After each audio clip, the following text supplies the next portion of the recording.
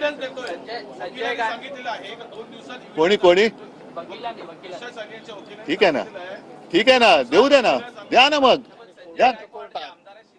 पण हा विषय कोर्टात चाललेला आहे, द्या ना कोर्टात काय ते ठीक आहे. संजय गावडकर उद्या कुठल्या पक्षनेत्यांना विचारता प्रश्न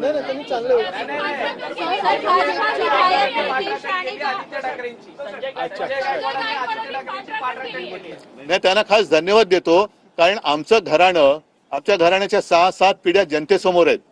त्याच्यामुळे या विषयात काही तथ्य नाहीये. दूर दूर तक कोई असं ज्याला म्हणतो तसं काही दुरान्वयाने सुद्धा संबंध नाही. पण जर का राजकारण ह्या वाईट बाजूला न्यायचं असेल तर मग मात्र सगळ्यांचीच पंचायत होईल. कारण खोट्याचं जर का तुम्ही नायटा करणार असाल तर ते तुमच्यावरती बुमरँग होऊ शकेल, हेच या लोकांना मी सांगू इच्छितो. वो बकवास है, वो बकवास है, उसके बारे में मैं कुछ बोलना नहीं चाहता. यांना मुलाखतीत एक प्रश्न विचारण्यात आला, एका वाक्यात उत्तर विचारण्यात आलं, शरद पवार आणि तुमच्या बाबतीत त्यांचं काय मत आहे असं विचारण्यात आलं. त्यावर ते असं म्हणाले की भरवसा नाही.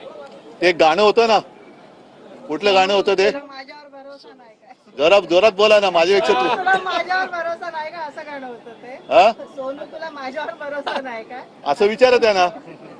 म्हणून नाही, ते गाणं जे होतं, मला वाटतं त्या गायिकेचा सत्कार सुद्धा तेव्हा देवेंद्र मुख्यमंत्री होते आणि वर्षावरती केला होता. सोनू, मग तुझा माझ्यावर भरोसा नाही काय म्हणून तुम्ही हा दुसरा घरोबा केलाय काय?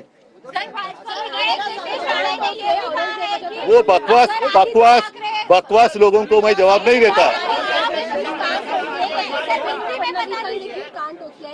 नेत्यांनी असं प्रक्षोभक भाषण करून असं देवेंद्र फडणवीसांनी देखील कान टोचले. मी त्याचंही स्वागत करतो त्यांच्या वक्तव्याचं. जर देवेंद्रजी असं म्हणाले असतील की नेत्यांनी भडकाऊ भाषण करू नये, तर त्यांच्याकडे जे आगलावे लोक घेतलेत त्यांनी, दुर्दैवाने काय होतंय की विरोधी पक्ष संपवला, ज्या विषाचा त्यांनी उपयोग करायचा प्रयत्न केला तेच विष आता भाजपला मारतंय.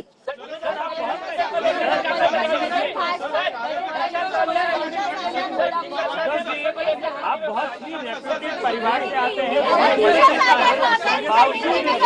चला ठीक आहे, चला धन्यवाद.